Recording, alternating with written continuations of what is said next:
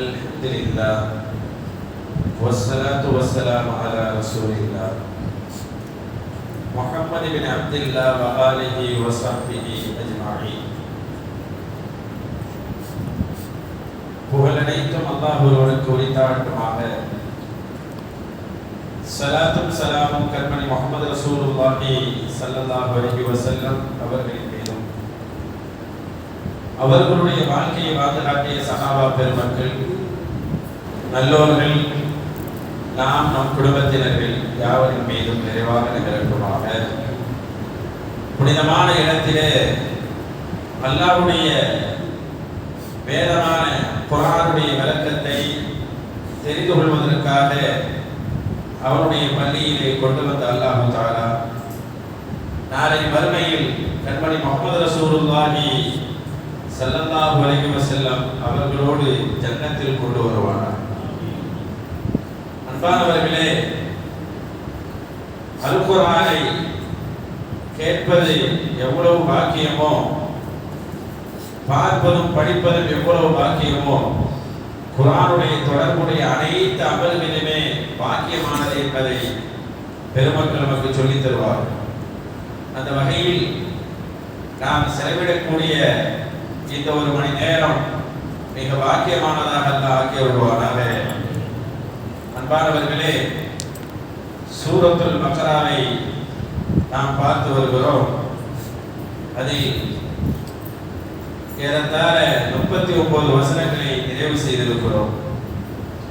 அல்லாஹ்வுடைய அருளால் இன்று நாம் பக்ராவுடைய 40வது அத்தியாயத்தை பார்த்து இருக்கிறோம்.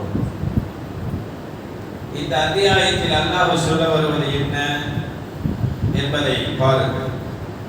யா பனி இஸ்ராயீல, பனு இஸ்ரவேலர்களே என்று அழைக்கிறான். பனு இஸ்ரவேலர்கள் என்று சொன்னால் யாக்கூப் அலைஹிஸ்ஸலாத்துடைய பிள்ளைகளுக்கு இப்படி பேர். குர்ஆன்ல யா பனி ஆதம்னு வரும். ஆதமுடைய பிள்ளைகளே அப்படின்னு அல்லாஹ் கூப்பிடுவான். அது எல்லாருக்கும் பொருந்தும். உலகம் படைக்கப்பட்ட மனிதர்கள் யாவருக்கும் அந்த வார்த்தை பொருந்தும். ஆதமுடைய பிள்ளைகளே, மக்களே. குர்ஆன்ல சில இடத்துல பார்த்தா யாக்கூப் அலைஹிஸ்ஸலாத்துடைய பிள்ளைகளே என்று சொல்லும் விதமாக யா பனி இஸ்ராயீல், இஸ்ரவேலர்களே என்று அல்லாஹ் தஆலா கூப்பிடுகிறார். யூதர்களுடைய நபிமார்களின் மூலமாக இருக்கிறது யாக்கூப் அலைஹிஸ்ஸலாத்து வஸலாம். அதனால் அவர்களுடைய பெயரை சொல்லி அந்த பிள்ளைகளை, யூதர்களை அல்லாஹ் அழைக்கிறான். அழைத்து என்ன சொல்லுகிறான்? உذ்குரு நிஅமதி அல்லதி அன்அம்து அலைக்கும், உங்களுக்கு நான் செய்த நிஅமத்துக்களை, உங்களுக்காக நான் செய்த அருட்கொடைகளை நீங்கள் நினைத்து பாருங்கள் என்று சொல்லுகிறார். அல்லாஹ் அந்த உம்மத்துக்கு எண்ணிலடங்காத நிஅமத்துக்களை கொடுத்திருந்தான். அது கொஞ்சம் நீங்க நினைச்சு பாருங்க. பொதுவா அல்லாஹ் கொடுத்ததை நினைச்சு பார்க்கணும். அடுத்தவங்க கொடுத்ததை நினைச்சு பார்க்கணுமா இல்லையா? அல்லாஹ் கொடுக்கிறத நினைச்சு பார்க்கணும். அதை மறந்தாரு. உذ்குரு நிஅமதி அல்லதி அன்அம்து அலைக்கும், உங்களுக்கு நான் செய்த நிஅமத்துக்களை நினைத்து பாருங்கள் என்று சொல்லுகின்ற போது இதற்கு என்ன விளக்கம் கொடுப்பாங்க தெரியுமா? அல்லாஹ் அந்த உம்மத்துக்கு என்ன நிஅமத் செஞ்சிருந்தான்? மிகப்பெரிய நிர்வகியாளராக இருக்கக்கூடிய அபுல் ஆலியா ரஹ்மத்துல்லாஹி அலைஹி விளக்கம் தருவார். ஒரு தாபிஈ, மிகப்பெரிய தாபிஈ, குர்ஆனுக்கு விளக்கம் சொல்வதில் சஹாபாக்களுக்கு அடுத்து ஒரு சிறந்த இடத்தை பிடித்திருந்தார்கள் அபுல் ஆலியா ரஹ்மத்துல்லாஹி அலைஹி. அவர்கள் சொல்றாங்க, பனி இஸ்ரவேலர்களுக்கு அல்லாஹ் செஞ்ச பெரிய நியாமத் என்ன தெரியுமா? அல்லாஹ் என்ன நியாமத்தை நினைச்சு பார்த்து சொல்றான் தெரியுமா? அவர்களுக்கு அல்லாஹ் நபிமார்களை அனுப்பி வச்சான். நபிமார்களை நிறைய அனுப்பி வச்சான். அதான் நியாமத். அப்ப அல்லாஹ் நம்மளுக்கு உடலை தந்தான், உயிரை தந்தான், உறவை தந்தான், நம்மளுக்கு உன்னதமான வாழ்க்கையை தந்தான். இது ஒரு உரம். இதெல்லாம் நியாமத்து தான். நாம் பெற்ற நியாமத்திலேயே பெரிய நியாமத்து எதுங்க? நபிமார்களை பெறுவது. அது மாதிரி தான் அல்லாஹ் நம்மளையும் சொல்லுவான், வذ்குரு நிஅமத்தல்லாஹி அலைக்கும், அல்லாஹ் உங்களுக்கு செய்த நியாமத்துக்களை நினைவு கூறுங்கள் என்று சொல்லுவான். நம்மளிடத்தில் சொல்லும்போது யாரை நினைவு கூறணும்? முஹம்மது ரசூலுல்லாஹி ஸல்லல்லாஹு அலைஹி வஸல்லம் அவர்கள். யூதர்கள் நினைச்சு பார்க்க மறந்தாங்க. அவர்களுடைய நபிமார்களை கண்ணியப்படுத்தல, அவர்களுடைய நபிமார்களை அலட்சியப்படுத்தினார். நபிமார்களை தன் கையாலேயே கொலை செஞ்சார்.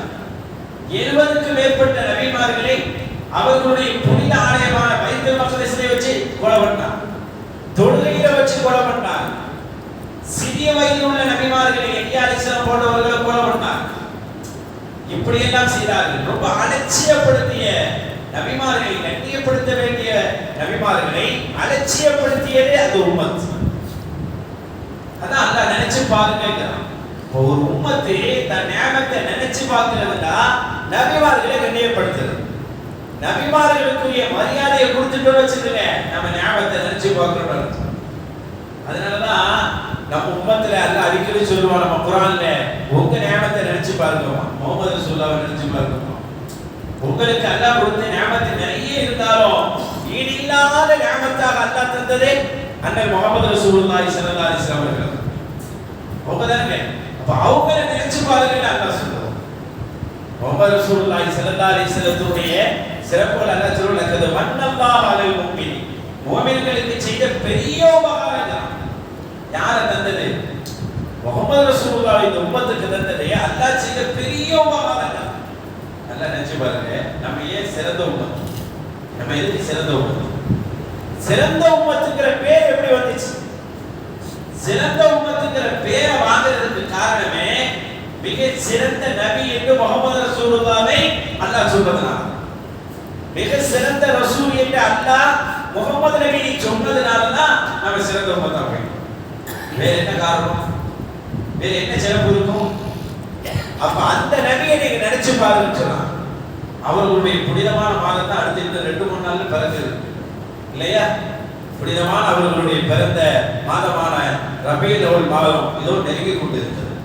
அவர்களுடைய சிறப்பை எடுத்து சொல்லப்படும், உலகெங்கிலும் சொல்லப்படும். அந்த அளவுக்கு சிறப்பான ஒரு மாதம். அன்பானவர்களே, யூதர்கள் மறந்து போனார்கள். நபிமார்களை கண்ணியப்படுத்த மறந்து போனார்கள். நபிமார்களை அலட்சியப்படுத்தினார்கள். நபிமார்களை மரியாதை கொடுக்காமல் அவர்களை கேவலப்படுத்தினார்கள். இதை நீங்க செஞ்சிடாதீங்க. அல்லாஹ் உங்களுக்கு செஞ்ச நியாமத்துகளை நினைச்சு பாருங்க. அடுத்து அல்லாஹ் சொல்லுகிறான்,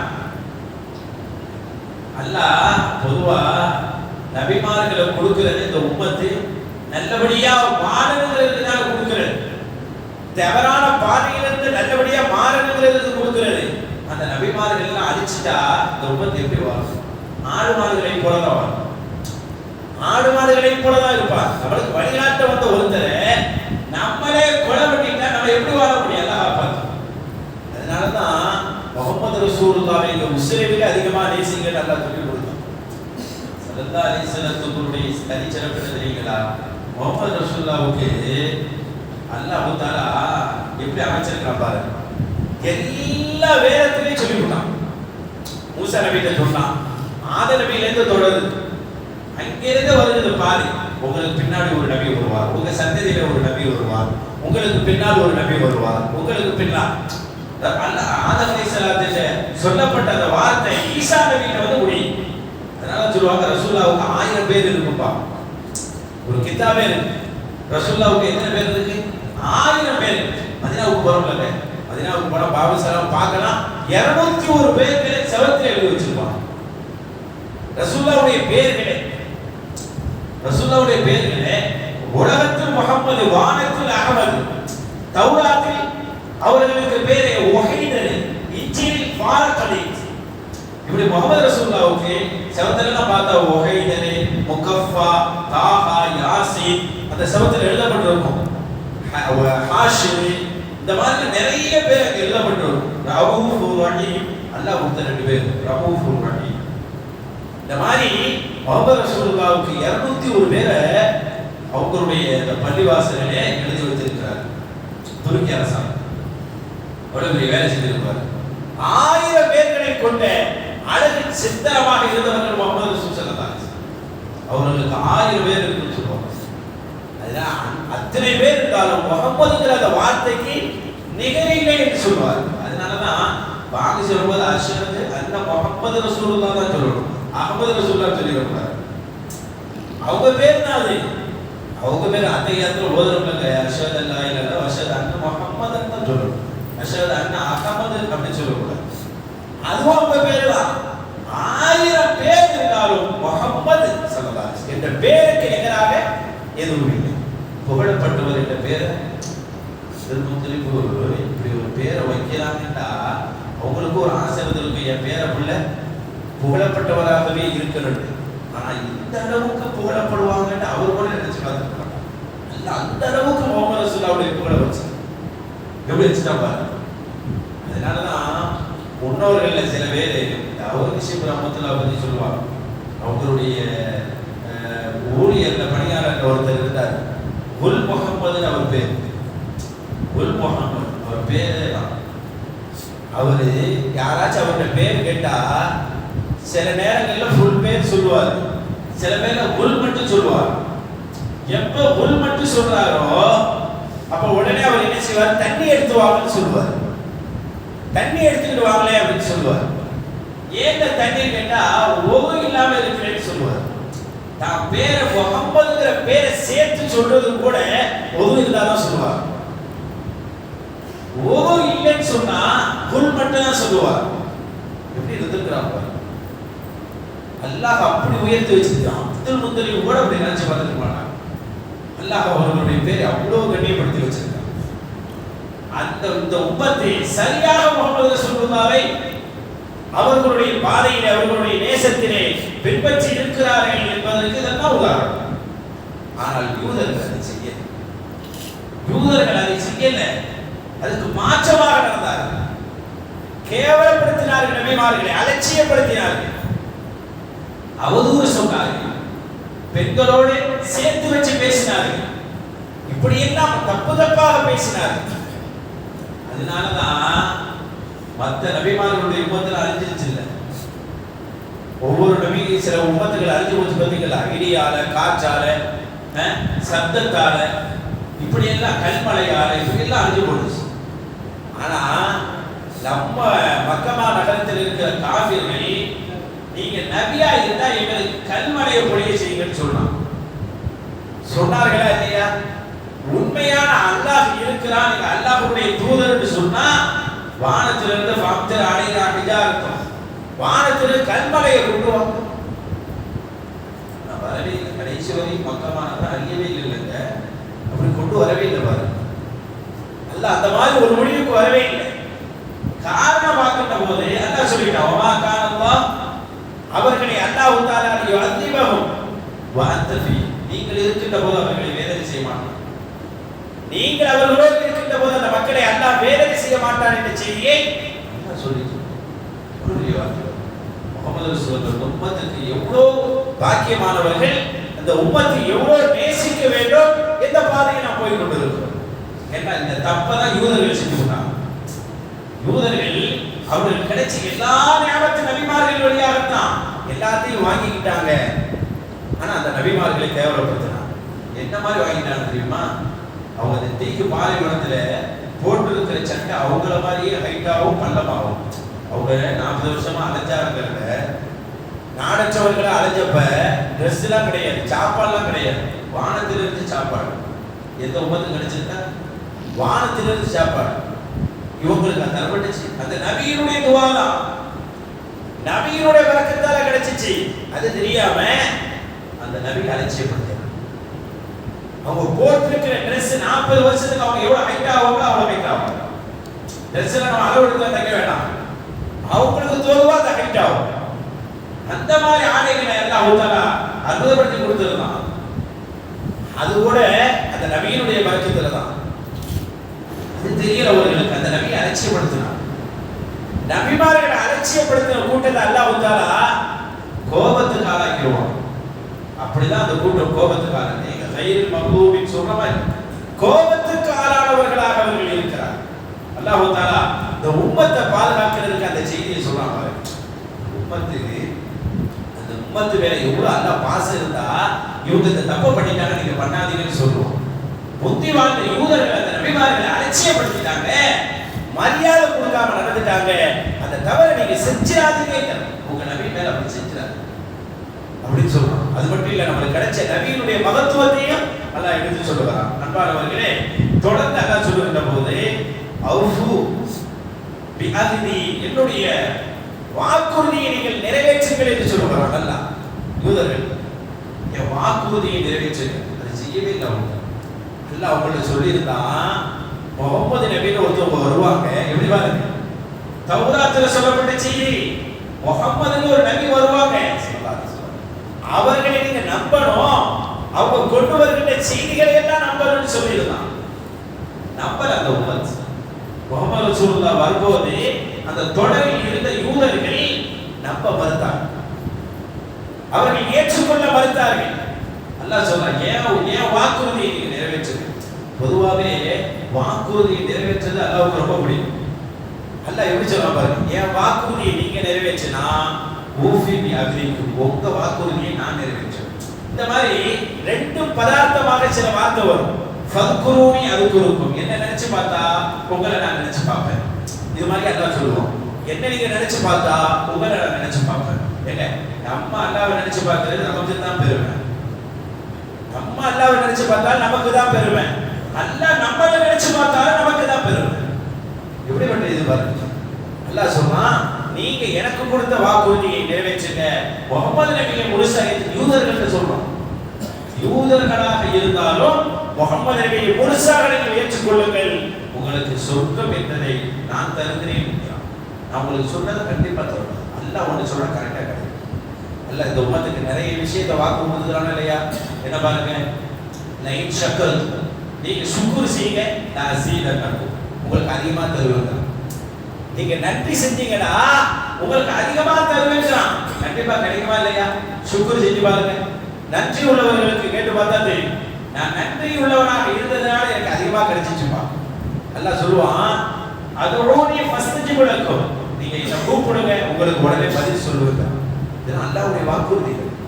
நீங்க ஏன் வாக்குறுதியை நிறைவேற்றினா உங்க வாக்குறுதிகளை நான் நிறைவேற்றுவேன் என்று சொல்றார் முஹம்மது ரசூல் ஸல்லல்லாஹு அலைஹி வஸல்லம். அதனால தான் சொல்லுவாங்க, புள்ளைகள்ட்ட கூட பொய்யான வாக்குறுதி கொடுக்குற ஒரு அம்மா வந்தாங்க.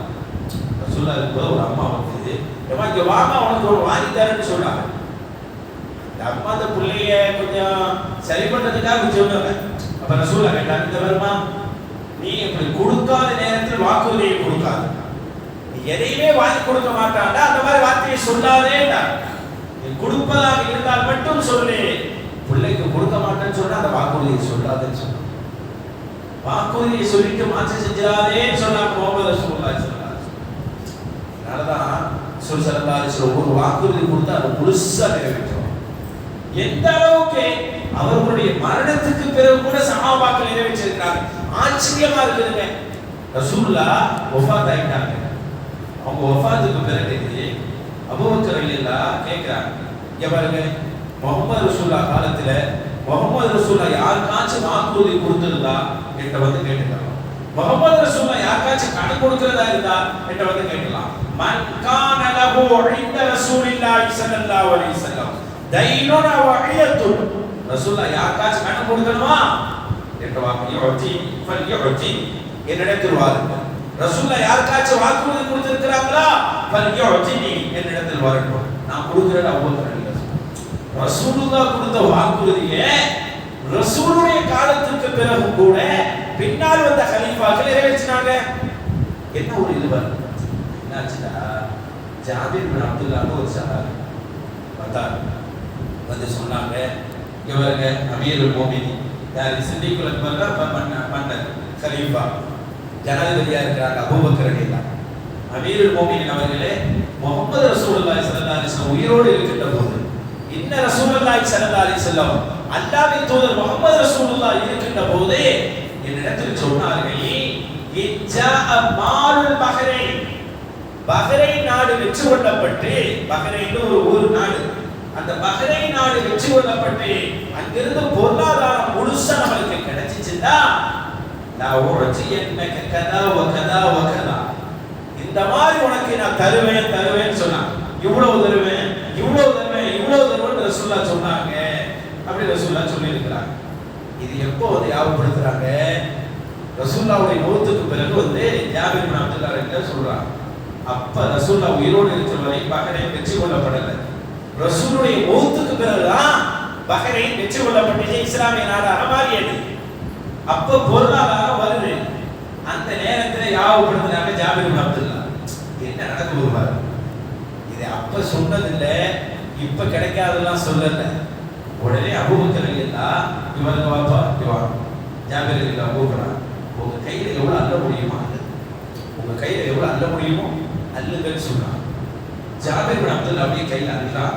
பஹ்ரைன் வந்த பொருள், எந்த பொருளை முகமது ரசூலுல்லாஹ் கொடுப்பேன் என்று சொன்னார்களோ அந்த பொருள் வந்த போது அதை நீங்கள் கையில் அள்ளுங்கள் என்று கையிலேன்னு சொன்னாங்க. கையில் அப்படியே ஜாபிர் இப்னு அப்துல்லா அல்லாஹ் என்ன கேட்டு சொன்னான். அன்னைக்கு அது என்ன கேட்டு சொன்னான், எவ்வளவு இருக்குன்னு கவுண்டிங் பண்ணுங்க. எண்ணி பார்த்தா 500 திர்ஹம் இருந்துச்சு. 500 வெள்ளி காசுகள் இருந்தது. 500 திர்ஹம். உடனே சொன்னாங்களா, இந்த மாதிரி இன்னும் 2 மடங்கு எடுத்துக்கிறேன்னு சொன்னாங்க. ரசூலுல்லாஹ் கதா வகதா வகதா 3 தடவை சொல்லிட்டாங்களா இல்லையா? அதனால இன்னொரு 2 மடங்கு நீங்க எடுத்துக்கிறீங்க அப்படின்னு சொல்லி கிட்டத்தட்ட 1500 திர்ஹத்தை ஜாபிர் இப்னு அப்துல்லா ரலியல்லாஹுக்கு அபூபக்கர் ரலியல்லாஹு கொடுத்தாங்க. எப்ப கொடுத்த வாக்குறுதி? முஹம்மது ரசூலுல்லாஹி ஸல்லல்லாஹு அலைஹி வஸல்லம் உயிரோடு இருக்கின்ற போது கொடுத்த வாக்குறுதி. இப்படி பாருங்களேன். இதே மாதிரி உமர் ரலியல்லாஹு காலத்துல ரசூலுல்லாஹ் ஹிஜ்ரத் செஞ்சு வந்தாங்க. எல்லாரும் நம்மளுக்கு தெரியும். வரும்போது சுராக்காங்கிற ஒருத்தர் துரத்திட்டு வந்தார் தெரியுமா? சுராக்கான்னு சொல்லக்கூடிய ஒருத்தர் துரத்திட்டு 100 ஒட்டகத்துக்கு ஆசைப்பட்டு அதனுடைய ஆசையில அப்படியே துரத்திக்கிட்டு வந்தார். வருகின்ற போது ரசூலுல்லாஹ் அவரை என்னைக்கு அப்படின்னா ரசூலுல்லாஹ் யாரு நெருங்கி வராங்களோ ஒரு முஸ்லீம் ஆகிடுவார். ரசூலுல்லாஹ் யாரெல்லாம் எதிர்த்து வராங்களோ அவர் இவ்வளவு ஜாம்பவானாக இருந்தாச்சு. ரசூலுல்லாஹோடு நெருங்கிட்டாருன்னா அவர் முஸ்லீம் ஆகிடுவார். அப்படி வந்தவர் முஸ்லீம் ஆகிட்டார். இப்ப ரசூலுல்லாஹ் சொல்றாங்க, இந்தவர் ஒரு காலம் வரும், அப்போது கிஸ்ரா நாட்டினுடைய அதிபரின் கலசமும் அவருடைய அணிகலனும் உனக்கு அறிவிக்கப்படும் சொன்னாங்க. அவர் மாட்டிருக்கிற அந்த காப்பும் அவருடைய அணிகலனும் உனக்கு தரப்படும் அல்லாஹ் நாடினால் சொன்னாங்க. இது எங்க சொல்றாங்க? ஹிஜ்ரத் போற பாதையில சொல்றாங்க. ஒரு ஊரை விட்டு போறாங்க, ஒரு ஊர் விரட்டி அடிச்சிருக்கு, இன்னொரு ஊருக்குள்ள பாதுகாப்பு தேடி போறாங்க. இந்த பாதையில சொல்றாங்க. எந்த நாட்டை பத்தி சொல்றாங்க? கிஸ்ரா நாட்டை பத்தி. கிஸ்ரா எப்படிப்பட்ட நாடு? ரொம்ப வல்லரசான நாடு, பெரிய வல்லரசு அந்த காலத்துல. அந்த நாட்டினுடைய அரசனுடைய காப்பு கிடைக்கும் சொன்னா எவ்வளவு பெரிய வார்த்தை. அந்த மாதிரி எப்ப கிடைச்சிச்சு தெரியுமா? 15 வருஷம் கழிச்சு கிடைக்கும். 15 வருஷம் போய் உமர் ரலியல்லாஹுடைய காலத்துல கிஸ்ரா அந்த நாடு வெற்றி கொள்ளப்பட்டு அவருடைய அணிகள் எல்லாம் கிடைச்சப்ப ஓடி வந்து சுராக்கா சொல்ல உடனே உமர் ரலியல்லாஹு அந்த காப்பையும் அணிகலனையும் எடுத்து அவருக்கு அறிவித்தார். அவர் சொன்னாரா, சுராக்கா கிஸ்ரா நாட்டினுடைய அணிகலனையும் அவருடைய காப்பையும் கொண்டு வந்து ஒரு அரபியான, ஒரு நாட்டுப்புறவாசியான அரபியான இந்த சுரக்காவுக்கு அனுப்பிக்க செய்யறான இந்த அல்லாஹ்வுக்கு எல்லா புகழும் சொன்னாங்க. யாருடைய இது யாருக்கு வந்து சேருது? என்னடா எழுதுவாங்க, அல்லாஹ்வுடைய தூதரின் வாக்கையோட உண்மையாகுவார். அதனாலதான் ரசூலுல்லாஹ் சொல்லுவாங்க, ஒரு முனாஃபிக் தான் சொன்ன வாக்குக்கு மாறி செய்வான். முனாஃபிக்கு 4 அடையாளம் இருக்கு. அதுல ஒரு என்னடா, இதா வஅத அஹ்லஃப, கொடுத்த வாக்குறுதிக்கு மாறி செய்யறது முனாஃபிக்குடைய அடையாளம். அதனால சஹாபாக்கள் கொடுத்தால் அதை நிறைவேற்றுவாங்க, என்ன வாக்கு கொடுத்தாலும் நிறைவேற்றுவாங்க. இப்படிப்பட்ட குணமுள்ளவர்களாக முஹம்மது ரசூலுல்லாஹ் சஹாபாக்களை உருவாக்கினாங்க. ஒரு ஆச்சரியமான வரலாறு நம்ம எல்லாம் கேள்விப்பட்டிருப்போம். எவ்வளவு ஒரு அழகான ஒரு செய்தி பாருங்க. ஒரு 3 பேர் ஒருத்தர் பிடிச்சிட்டு வந்தாங்க. ஒரு 3 பேர் ஒருத்தர் பிடிச்சிட்டு உமர் ரலியல்லாஹுடைய காலத்துல வந்தாங்க. வந்து சொன்னாங்க, இவர் வந்து இவருக்கு நீங்க பழிக்கு பழி வாங்கணும். ஏன் என்னாச்சு அப்படின்னு கேட்டாங்க. உமர் ரலியல்லாஹு 3 பேர் அண்ணன் தம்பி. ஒண்ணு இல்ல, எங்க வாப்பாவை இவர் கொலை பண்ணிட்டாரு. வாப்பாவை இவர் கொலை பண்ணிட்டாரு. கொலை பண்ணா பழிக்கு பழி வாங்கணும்ல, பரவாயில்ல, பழிக்கு பழி வாங்குங்க எங்களுக்கு அப்படி அவர் நிறுத்தப்பட்டிருக்கிறார். யார் கொலை செஞ்சாரா அவர். உமர் ரலியல்லாஹு கேட்டாங்க, எப்பா அப்படியா? அவங்க சொல்ற 3 பேர் சொல்றது உண்மையா அப்படி? அவர் வாப்பா நீ கொண்டியா அப்படி? என்னங்க செய்தி சொல்லிக்கிறேன். அதாவது என்னுடைய ஒட்டம் அவருடைய வயலில் மேய்ஞ்சிச்சு. அவர் தெரியாதவங்க போய் மேய்ஞ்சிருக்கு. அவரு கல்ல விட்டு அதை அடிச்சிருக்கிறார். அது விரண்டு போய் ஓடி வர அந்த கோபத்துல நானும் ஒன்று எடுத்து அவர் வீச அவர் மேல பட்டு விழுந்துட்டாரு. ஓதா போயிட்டாரு. இதுதான் நடந்தது. ஆக நீனே ஒத்துக்கிட்டான், நான் தான் சாகடிச்சேன், நான் தான் மூத்தாக்குனேன், நான் தான் கொலைக்கு காரணம், நீனே ஒத்துக்கிட்டான். அப்படிதானே? இப்ப நான் என்ன உகீம அலைக்கல் ஹத், உகீம அலைக்கல் ஹத், உனக்கு நான் தண்டனை தந்தாகணும், குற்றத்துக்குரிய தண்டனை தந்தாகணும் அப்படின்னு சொன்ன உடனே அதுக்கு தண்டனை என்ன? கொலைதான். கொலைக்கு தண்டனை இஸ்லாத்துல கொலைதான். அதனால உனக்கு தண்டனை நிறைவேற்ற போறன்னு சொன்ன உடனே அவர் சொன்னாங்கன்னா, இல்ல எனக்கு கொஞ்சம் ஒரு 3 நாள் அவகாசம் தர முடியுமான்னு கேட்கிறான். ஒரு 3 நாள் மட்டும் அவகாசம் தர முடியுமா? இந்த வேலையெல்லாம் கொலைகார குற்றவாளி, இவர் விட்டுட்டா திரும்ப கிடைக்காது. அப்புறம் நாளைக்கு அவருக்கு பரிகாரம் சொல்லி ஆகணும், அதுக்கெல்லாம் வழி இல்லை வாப்பா அப்படின்னா. இல்ல எனக்கு வாப்பாவும் நான் தான் வந்தது, நான் வேற ஊரு, வந்த வழியில வாப்பா மூத்தாயிட்டாங்க, என் தம்பி ஒருத்தர் இருக்கிறாரு, ஒரு ஊர்லயே இருக்கிறார் ஒரு தம்பி, சின்ன தம்பி. எங்க வாப்பா சில பொருள்களை பூமியில மறைச்சு வச்சிருக்கிறாரு, புதையெல்லாம் மறைச்சு வச்சிருக்கிறார். அது எனக்கு தான் தெரியும், என் தம்பிக்கு தெரியாது. இப்ப நான் போனாதான் அந்த புதையலை எடுத்து என் தம்பிகிட்ட கொடுக்க முடியும். என்ன நீங்க கொண்டுட்டீங்கன்னா அதனால 2 பாதிப்பு வரும். ஒண்ணு, அந்த புதையலை கண்டுபிடிக்க முடியாது, என் தம்பிக்கு உரிய பங்கு போய் சேராது. அதனால எனக்கு ஒரு 3 நாள் அவகாசம் கொடுங்க. அப்ப உபரலிங்க சொன்னாங்களாம், உனக்கு பதிலா யாரையாச்சும் நிக்க வை, நான் உன்னை விட்டுருவேன். உனக்கு பதிலா யாரையாச்சும் இங்க உட்கார வை, உன்னை நான் விட்டுறேன்னு சொன்னான். உடனே சுத்தி முத்தி பார்த்தார். அவர் பார்த்தார், மக்களை எல்லாரும் இப்படி பார்க்கிறார். யாருமே முன் வர மாதிரியே இல்லை, யாரும் வர மாதிரி இல்லை. உடனே அவர் தலை குடிஞ்சு நிற்கிறார். இந்த நேரம் பார்த்து ரசூலுல்லாஹ் சொல்வாங்க, இந்த உம்மத்தில் ஈசா அலைஹிஸ்ஸலாம்னு ஒருவரை சொன்னார். ஒவ்வொரு சஹாபிக்கும் ஒரு பேர் கொடுத்தாங்க ரசூல் ஸல்லல்லாஹு அலைஹி வஸல்லம். இந்த உம்மத்திலே ஈசா நபியை ஒருவரை பார்க்க யார் காசு? இந்த உம்மத்தினுடைய ஈசா அலைஹிஸ்ஸலாத்து வஸலாம் அவரை பார்க்கணுமா? அபூ தர் அல்-கிஃபாரி ரலியல்லாஹு தஆலா அவர்களை பார்த்து இருக்கிற ரசூலுல்லாஹ் அபூ தர் அல்-கிஃபாரி எல்லாம் வராங்க. அவ்வளவு சிறப்புக்குரிய சஹாபி, பெரிய குலத்தை சார்ந்த சஹாபி, உயர்ந்த சஹாபி, மூத்த சஹாபி. அவர் வந்தார், முன்னாடி வந்து நான் பொறுப்பேற்று அவர் விடுங்க அப்படின்னு சொன்னார். அவர் யாருன்னு இவருக்கு தெரியாது, நான் பொறுப்பேற்றுக்கிறேன், அவரை விடுங்க. அப்போ உபரில் சொன்னாங்க, இந்த பாருங்க நல்லா பார்த்துங்க, இன்னைக்கு லா தாரிஃப் ஆரி, அவரை உங்களை யாருன்னே தெரியாது, அவரை யாருன்னு உங்களுக்கு தெரியாது. அப்படி இருக்கின்ற போது அவருக்காக நீங்க வந்து நிற்கிறீங்க, இல்ல நீங்க விடுங்க, நான் அவருக்காக நிற்கிறேன். அப்படி அவர் போனவர் திரும்பி வரலடா, சவுகீம அலைக ஹத், உங்களுக்கு தண்டனை தரப்படும், பரவாயில்லையா? போனவர் திரும்பி வரலன்னா தண்டனை உங்களுக்கு தான் கிடைக்கும். சரிதானா? சரிதான், அதுதான் ஏறி சரிதான், அதை ஏற்றுக்கிட்டு தான் வந்து நிற்கிறேன், அவரை விடுங்க அப்படின்ட்டார். அவரை விட்டுட்டாங்க உமர் இல்லை, அவர் போயிட்டார். அவருக்கு பதில் அடைக்கலமா யார் இருக்கிறா? அபூ தர் அல்-கிஃபாரி எல்லாம் பக்கமா நிற்கிறாங்க. 3 நாள் அவகாசம், 3வது நாள் மரண தண்டனை. அவர் வராவிட்டால் அபூ தர் அல்-கிஃபாரி இல்லை, அவர் எவ்வளவு பெரிய சஹாபி. எல்லாரும் கண்ணிலும் கண்ணீர் வந்துருச்சு. சாதாரண சஹாபிகள் இருக்கிறவங்க, ஒரு உலக ஆசையற்று வாழ்ந்த, ஆசை இல்லாம வாழ்ந்த ஒரு சஹாபி, சில சஹாபிகள் சொல்றாங்க, எல்லா சஹாபியும் பெருமக்கள் தான், உலகமே வேணாண்டு வாழ்ந்தோம், எதையும் அனுபவிக்கிற உலகம் அப்படி வாழ்ந்தோம். ஈசா அலைஹிஸ்ஸலாம் சொல்றாங்க, ஈசா நபி எப்படி பண்ணுவாங்க? அவங்க கையில் ஒண்ணு கிடையாது, ஒரே தலையணை வச்சிருந்தாங்க, ஒரு கப்பு தண்ணி குடிக்கிறதுக்கு ஒரு கப்பை வச்சிருந்தாங்க ஈசா நபி. அதையும் போற பாதையில ஒருத்தரை பார்த்தாக்கலாம், அவர் கை வச்சு தூங்கிட்டு இருந்தாங்க. ஈசா நபி பார்க்கறாங்க, அடடா அப்ப தலைவாணி கூட எக்ஸ்ட்ரா இருக்குதோ, கையை வச்சு தூங்கலாமோ, தலைவாணி அவர்கிட்ட கொடுத்துட்டு போயிட்டாங்க. தண்ணி குடிக்கலாம் போய் தண்ணிக்கு ஒரு டம்ளர் வச்சிருந்தாங்க, அதை வச்சு யூஸ் பண்ணாலும் ஒருத்தர் கையாலேயே அள்ளி குடிச்சாரு. அப்ப டம்ளர் கூட எக்ஸ்ட்ரா உள்ளதோ அப்படின்னு சொல்லிட்டு அதுக்கப்புறம் டம்ளரே யூஸ் பண்ணல. இப்படியே தான் வாழலாம் ஈசா நபி. பெரிய அற்புதத்தின் களஞ்சியமாக ஈசா நபி. உலகத்தில் வீடு இல்லை, உங்களுக்கு சொந்த வீடு கிடையாது. ஈசா நபிக்கு வீடு கிடையாது, ஈசா நபிக்கு எந்த நிலமும் கிடையாது, ஈசா நபிக்கு எந்த பொருளும் கிடையாது. இந்த உலகத்துல எதையுமே அவர்கள் சேர்க்கல, எதையும் விரும்பல, சேர்க்கலங்கிறத எதையும் விரும்பல. அப்படி வாழ்ந்தோம். அந்த நபி இந்த சஹாபிக்கு ரசூலுல்லாஹ் உதாரணம் காட்டுறாங்கன்னா இப்படிப்பட்ட வாழ்க்கை வாழ்ந்தோம். அவர் நிற்கிறார், போனவர் போயிட்டார். 2 நாள் 3 நாள் ஆச்சு.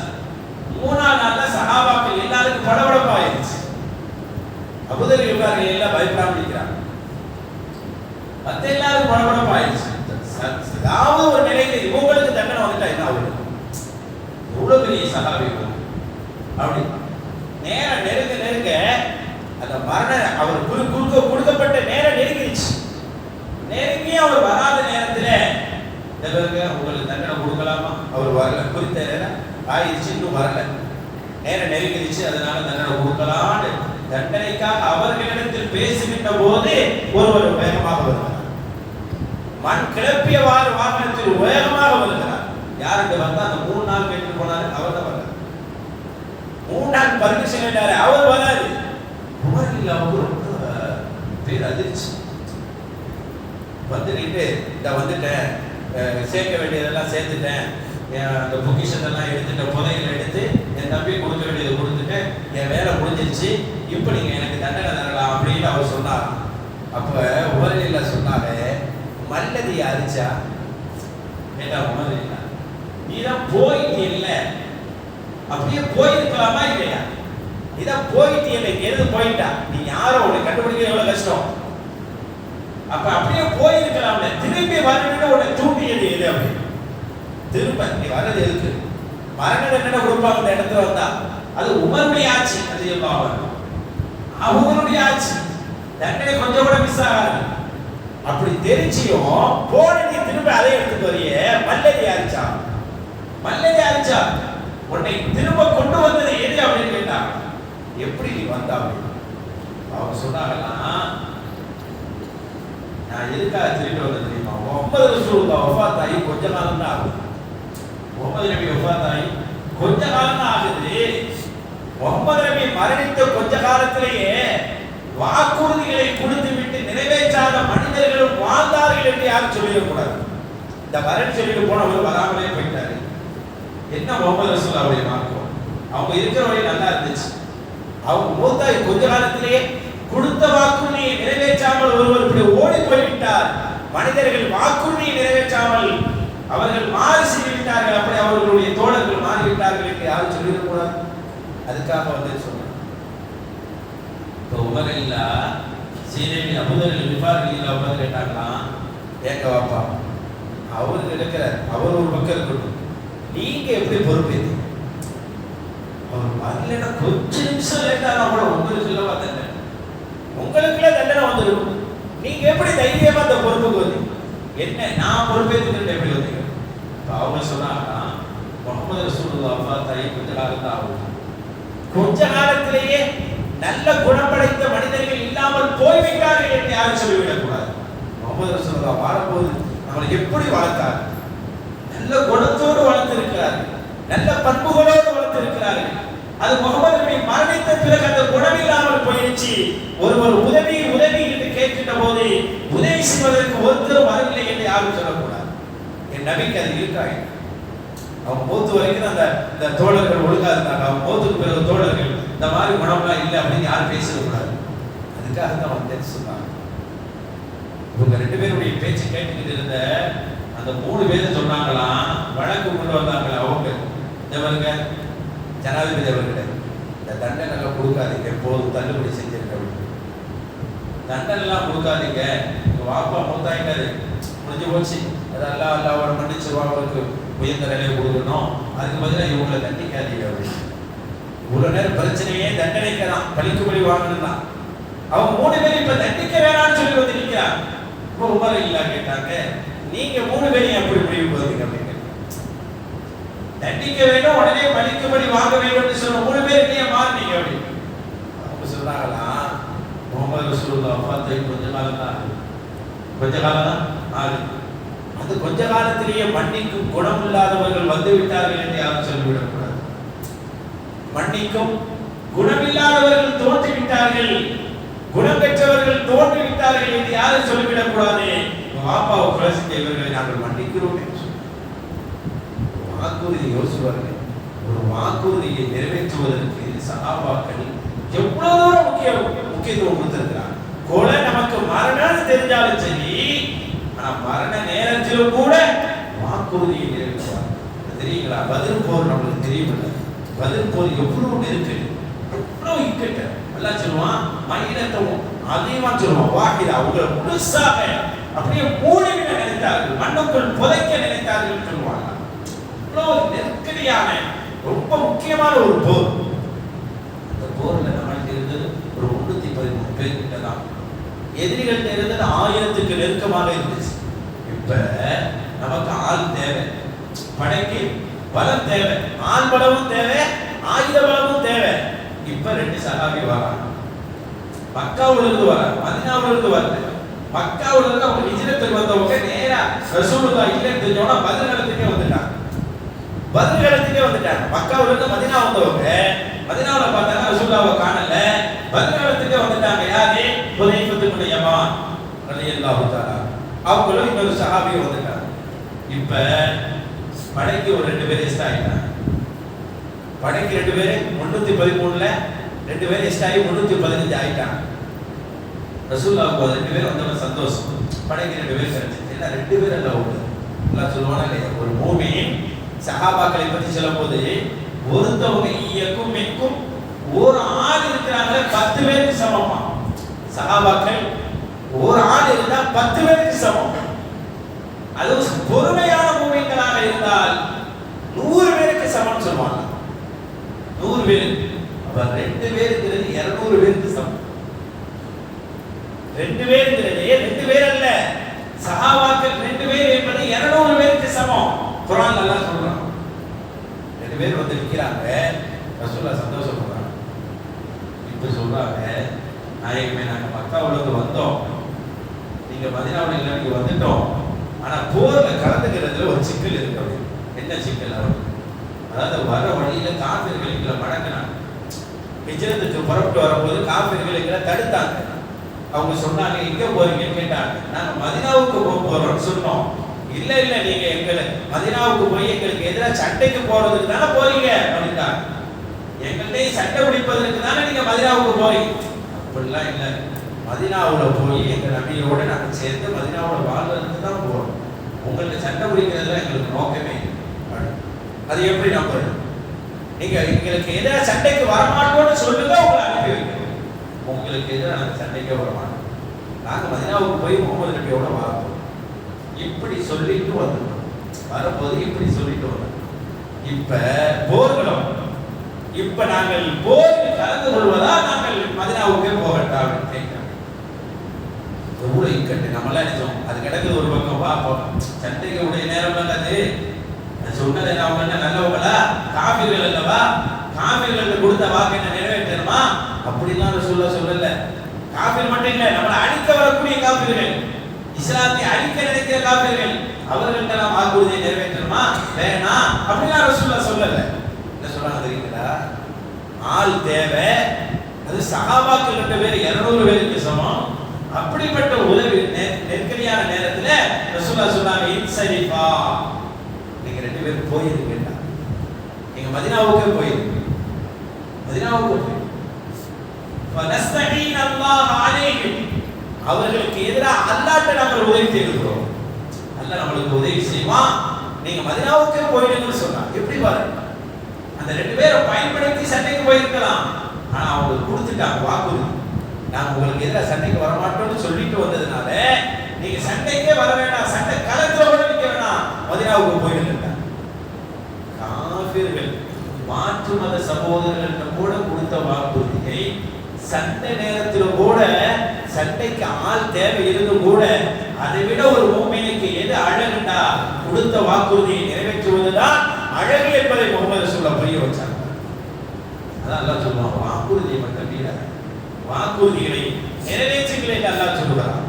அவ்ஃபூ பி அஹ்தி உஃபி பி அஹ்தி, நீங்கள் என் வாக்குறுதியை நிறைவேற்றினால் நான் உங்களுடைய வாக்குறுதியை நிறைவேற்றுவேன், உங்களுக்கு நிச்சயமாக ஜன்னத்தை தருவேன். வகியா இஃபரஹு, ஆயத்தை விட்டு பிடிக்கிறாங்க.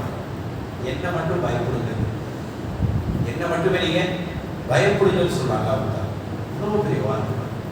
பயந்த அல்லாஹ்வை மட்டும் தான் பயப்படணும். இந்த வார்த்தை நிறைய பேரை, இந்த வார்த்தைகள் அவர்களை அழ வைத்ததை பெறுவார். ஐஷா ரலியல்லாஹு அவங்களுக்கு நிகர் யார் இருக்கிறாங்க? ஐஷா ரலியல்லாஹு அவங்கள மாதிரி ஹதீஸ் அறிவிச்ச பெண்களே கிடையாது. ஐஷா மாதிரி ஹதீஸ் அறிவிச்ச பெண்ணே கிடையாது.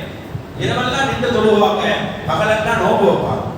அதனால ரசூலுல்லாஹ் சொல்லுவாங்க, அல்லாஹ்வே நீ என்னிடத்தில் பாசத்தை வச்சிருக்கிறா, நான் நான் எல்லா மனைவிகளையும் நேசிக்கத்தான் செய்யறேன். ஆயிஷா மேல கொஞ்சம் அதிகமா நேசிச்சுட்டா என்னை பிடிச்சிடாதுன்னு சொன்னான். ஆயிஷா மேல நான் கொஞ்சம் கூடுதலா பாசம் காட்டியிருந்தா என்னை பிடிச்சிடாதுன்னு சொன்னான். அவ்வளவு பாசம். கதீஜா அம்மா எப்படி இஸ்லாத்தினுடைய துவக்கத்தை எப்படி பொத்தி பாதுகாத்தாங்களோ அது மாதிரி ஆயிஷா அம்மா ரசூலுல்லாஹ்வுடைய கடைசி காலத்தை அப்படியே தாண்டி போச்சாங்க. சொர்க்கத்து பெண்மணின்னு சொல்லப்பட்டவங்க 2 பேரும், ஜிப்ரீலால் சலாம் சொல்லப்பட்டவங்க 2 பேரும், சொர்க்கத்து மனைவின்னு சொல்லப்பட்டவங்க. இப்படி நிறைய நற்செய்தி எல்லாம் 2 பேருக்குமே இருக்குது. அப்படிப்பட்ட ரசூலுல்லாஹ்வுடைய மனைவிகள் நிறைய பேர் இருக்கிறாங்க. எல்லாரையும் பத்தி பேசுற பார்த்தீங்கன்னா எல்லாருக்கும் அந்த வாக்கியம் இந்த 11 பேரை தான் நம்ம பேசுறோம். இந்த 11 பேர் மட்டும் மனைவி இல்லை, அது எல்லாரும் இருக்குது. அது பாக்கியம் இல்லாம சில பேர் போயிட்டாங்க, அது தனி வரலாறு. அப்ப ரசூலோடு யார் சேர்ந்து அந்த அன்பை வெளிப்படுத்தினாங்களோ அவங்க தான் பாக்கியம் சார். அவ்வளோ அதிசயம் அறிவிச்ச ஆயிஷாமா, அவ்வளோ தொழுகை தொழுத ஆயிஷாமா, அவ்வளோ நோவுகளை வைத்த ஆயிஷாமா சக்கராத்து கால உட்கார்ந்து அழுகிறார். சக்கராத்து கால அழுகிறார். யாரு? ஆயிஷாமா விட இந்த உலகத்துல தீனில உச்சத்தில் இருந்தது யாரு? 4வது அப்படி உச்சத்தில் இருந்திருக்கிறாங்களா? உச்சத்தில் இருந்தாலும் அல்லாஹ்வுடைய அச்சத்தில் அவர்கள் வாழ்ந்திருக்கிறார். யோசிச்சு பாருங்க. அழுகிறார். நான் போய் கேட்டாங்க, அம்மா ஐயம்மா அழுகுறேன். நீங்க அழுகலாம். ரசூலுல்லாஹ் என்ன சொன்னாங்க? குது நிஸ்பே தீனிக்கும், உங்களுடைய பாதி மார்க்கத்தை இந்த செவத்தை சின்ன பொண்ணு எடுத்துக்கிறீங்கன்னு சொன்னாங்க. நீங்க சொல்லிதான் எங்களுக்கு பாதி மார்க்கம் தெரிஞ்சிச்சு. இல்லைன்னா எங்களுக்கு தெரியுமா மார்க்கம்? நீங்க அழுகிறீங்களே.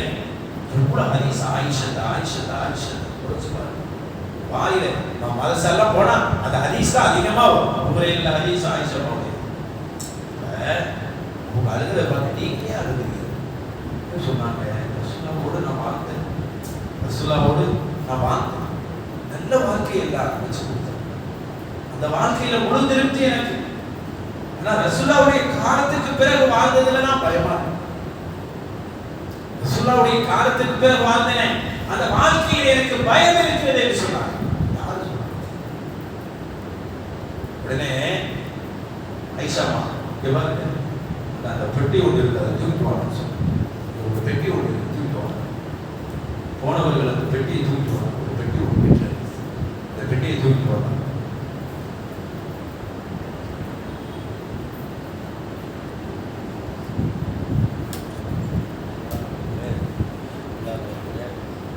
அல்லாஹ்வுடைய மாபெரிய அச்சம் அவர்களுக்கு ஒரு பெட்டி ஒன்று இருந்துச்சு, அதை தூக்கிட்டு வாங்க. ஐஷா அதை தூக்கிட்டு வந்தோடனே திறக்குன்னு சொன்னாங்க. திறந்தோடனே அப்படியே வீடெல்லாம் மனம், வீடெல்லாம் மனம், மன வீசு, கஸ்தூரி மன வீசு. உள்ள இருந்து ரசூலுல்லாஹ்வுடைய ஜிப்பாவுடைய ஒரு பகுதி வச்சிருந்தாங்க. எடுங்கன்னு சொன்னாங்க. எடுத்தா ரசூலுல்லாஹ்வுடைய ஜிப்பாவுடைய ஒரு பகுதி வந்துச்சு. ஐஷா சொன்னாங்க, நான் மூத்தாயிட்டா, நான் மரணிச்சுட்டா, என்னுடைய கஃனிடம் போதே அதற்கு முன்னால் என் உடலோடு முஹம்மது ரசூலுல்லாஹ்வுடைய அந்த ஜிப்பாவுடைய பகுதியை வச்சு எனக்கு கஃன் போடுது. அப்பவாச்சு என் கபருக்கு அல்லாஹ் தஆலா வேதனையை குறைக்கலாம்னு சொன்னான். அப்பவாச்சு என் வேதனை குறையும், அல்லாஹ்வுடைய அந்த பயத்தை, அல்லாஹ்வுடைய தண்டனையிலிருந்து நான் பாதுகாப்பு பெற முடியும் அப்படின்னு சொன்னான். ஒரு உச்சத்தில் இருந்தான். ஆச்சரியமான பயத்தை எல்லாம் முன்னோர்கள் கொண்டிருக்கிறாங்க. நம்மளுக்கு கொஞ்சம் அந்த பயம் வந்து போறதே பயங்கரதா இருக்கு. நம்முடைய பயம் கொஞ்சம் கூட இல்லாம போயிடுச்சு. அபூ ஹனீஃபா ரஹ்மத்துல்லாஹி வந்து ஒரு செய்தி சொல்லுவாங்க. இந்த செய்தியோட முடிவு போறேன். அபூ ஹனீஃபா ரஹ்மத்துல்லாஹி 4 இமாம்களை பத்தி சொல்லலாம். அவங்க வரலாறுல ரொம்ப அருமையா இருக்கு. அபூ ஹனீஃபா ரஹ்மத்துல்லாஹி ஒரு தடவை அப்படி நடந்து போயிட்டு இருந்தாங்க. ஒரு சின்ன புள்ள, ஒரு சின்ன பையன், அவர் காலை விரிச்சிட்டாங்க, தெரியாதா? காலை விரிச்சிட்டாங்க, தெரியாம போகும்போது காலை விரிச்சிருவோமா இல்லையா? உடனே அந்த பையன் அவர் சொன்னாரே, அந்த அக்ஷர ஹிசாப யௌமல் கியாமத்தி யா அபூ ஹனீஃபா, அபூ ஹனீஃபா அவர்களே, மறுமையில விசாரணை இருக்கு, பயம் இல்லையா கேட்டாராம் அந்த பையன். காலை விரிச்சதுக்கு தெரியாம விரிச்சிட்டோம், வேணும்னு விரிக்க மாட்டாங்க. அது இமாம், அவங்க எவ்வளவு பெரிய இமாம், தெரியாதவங்க காலை வச்சிருக்கும். அந்த பையன் உடனே மறுமையில அல்லாஹ்வுடைய விசாரணை இருக்கு, பயம் இல்லையா அப்படின்னு கேட்டார். வார்த்தை கேட்டோட ஃபஹஷிய அலைஹி ஃபஹர்ர மஹஷிய, மயக்க போட்டு கீழே வந்துட்டான். மயக்கம் போட்டு கீழே விழுந்தாங்க. தெரியாம என்னடா விரிச்சோன்னு இப்படி மறுமையை பத்தி பேசுற அளவுக்கு சின்ன பிள்ளை வளர்ந்துருக்காங்க அந்த காலத்துல. காலை விரிச்சோன்னு என்னங்க விரிக்கிறீங்கன்னு கேட்காம மறுமையில விசாரணை இருக்க பயமில்லையான்னு கேட்கிற அளவுக்கு பிள்ளைகள் அந்த காலத்துல வளர்ந்துருக்காங்க. எவ்வளவு ஒரு பயம். இவங்களுக்கு இந்திய காலத்துல கொடுமைப்படுத்தினாங்க அரசர். ஜாஃபர் ஒரு அரசர் இருந்தார். கொடுமைப்படுத்தினாங்க. எது தெரியுமா? உங்களை தலைமை நீதிபதி ஆக்க போறேன் அப்படின்ட்டாங்க. தலைமை நீதிபதி. இவங்க வேண்டாம், எனக்கு பொறுப்புலாம் வேண்டாம். போலி பாருங்க, சத்தியமா அல்லாஹ்வே சத்தியமா நீங்க பொறுப்பு தாங்க, நீங்க நீதிபதியா தான் ஆக போறீங்க. இவங்களும் போட்டாங்க, அல்லாஹ்வே சத்தியமா அந்த பொறுப்பை நான் எடுக்க மாட்டேங்க அப்படின்னு. அவர் அரசர் அபூஜஹல், பெரிய அரசர். மாணவர்கள்லாம் ஓடி வந்து சொன்னாங்க, அப்போடி பாருங்க உஸ்தாத் அவர்கள், ஒரு அரசர் அவர் சத்தியம் பண்ணா நிறைவேற்றிடுவார். நான் தான் சத்தியம் பண்ணியிருக்கேன், அவர் மட்டும் சத்தியம் பண்ணா நான் தான் சத்தியம் பண்ணியிருக்கேன் அப்படின்ட்டா. அவராச்சு சத்தியத்தை முடிக்கலாம். ஏன் முடிச்சா பரிகாரம் கொடுக்குற அளவுக்கு அவருக்கு காசு இருக்கு, நல்லா கொடுக்கலாம். என்கிட்டலாம் ஒன்றும் காசு இல்லை, நானா சத்தியத்தை முடிக்க முடியாது. எதுக்கு சத்தியம்? அவர் பதவியை கொடுப்பேன்னு சத்தியம் பண்றாரு. அபூ ஹனீஃபா ரஹ்மத்துல்லாஹி நான் வாங்கவே மாட்டேன்னு சத்தியம் பண்ணி வச்சிருக்கிறார். கூட்டி போய் அடி அடிச்சார். அபூ ஹனீஃபா ரஹ்மத்துல்லாஹி அபூ ஜாஃபருடைய அரசு ரத்தம் உடலிலிருந்து ரத்தம் கொட்டுது. திரும்ப வந்து அவகாசம் கொடுத்தாங்க, யோசிச்சு சொல்லுங்க, திரும்ப நீங்க தான் தலைமை நீதிபதி, என்ன சொன்னாலும் சரி சத்தியத்தை நான் முடிக்க மாட்டேன். திரும்பவும் கூட்டி போய் வச்சாங்க. எங்க பதவி ரெகுலர் சீட்டு எழுதி போட்டு பதவியை வாங்குறோம் அப்படிதானே இருக்கு இன்னைக்கு. அவங்க வேணாம்னு சொல்லி அடிவாங்க, பதவியே வேணாம். காலில் குலாத் தலைமை நீதிபதி பதவியே எனக்கு வேண்டாம், திரும்ப கொண்டு போய் அடிக்கிறாங்க. அதிகாம வீட்டில் உணவு போட்டாங்க. கொண்டோன்னே மன்னர் ஒரு 10,000 திருகத்தை கொடுத்து அனுப்பினாங்க. அந்த காலத்தில் எப்படி இருக்கிறாங்க, பதவியை கொடுக்கணுட்டு அடிச்சு விட்டு பதவியை வாங்க மாட்டாங்கிற இந்த செய்தியில உறுதியா இருக்கிற இமாமுடைய அந்த உறுதியை பார்த்துட்டு 10,000 திருகத்தை கொடுத்து மருத்துவ செலவு வச்சுக்கிட்டு மருத்துவ உதவி 10,000 திருகத்தை கவர்மெண்ட் ஊழியர் கொண்டு கொடுத்தப்ப அபூ ஹனீஃபா ரஹ்மத்துல்லாஹி அவங்க பிள்ளைகிட்ட சொன்னாங்க, இந்த மாதிரி அதை வாங்கி வச்சிருக்கோம், செலவு பண்ணக்கூடாது, வாங்கி பத்திரமா வச்சு அதில் ஒரு பைசா இருக்கக்கூடாது. பாப்பாவுடைய நிலை சரி, பாப்பாவுடைய நிலை தன்னை பற்றி சொல்கிறாங்க அபூ ஹனீஃபா ரஹ்மத்துல்லாஹி, பாப்பாவுடைய நிலை சரி, நான் சப்போஸ் மூத்தாக்கிட்டேன், நான் மூத்தாக்கின்னு சொன்னால் நீங்கள் சொல்லுங்க, அரசு வந்த அந்த உதவி பணத்தை பாதுகாப்பாக அமானிதமாக எங்க வாப்பா வச்சிருந்து பத்திரமாக கொடுக்க சொன்னார் சொல்லி அதே அரசனை கொடுத்து விடு. யார் இப்ப கொடுத்தோம் சொன்னா அடிப்பாரு, அரசுன்னு வந்த உதவியை திரும்ப அனுப்பினா அடிப்பாரு, கோபமாவாரு.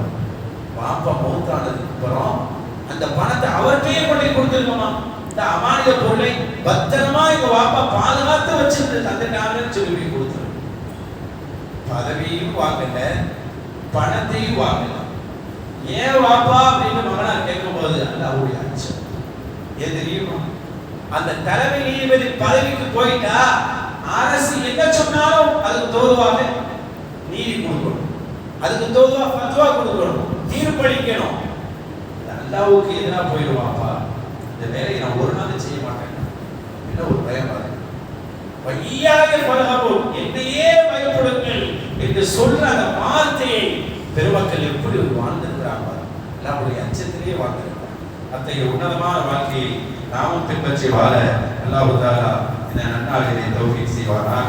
நம்மளுடைய வாழ்நாள் முழுக்க அல்லாஹ் பரக்கத் செய்வானாக, நம்மளுடைய குடும்பத்தில் பரக்கத் செய்வானாக, நம் வியாபாரத்தில் பரக்கத் செய்வானாக, நீண்ட ஆஃபியத்தை அல்லாஹ் தந்தருள்வானாக. ஆமீன் ஆமீன். வல்ஹம்துலில்லாஹி ரப்பில் ஆலமீன். ஸல்லல்லாஹு அலைஹி முஹம்மத் ஸல்லல்லாஹு அலைஹி வஸல்லம் ஸல்லல்லாஹு அலைஹி முஹம்மத் ஸல்லல்லாஹு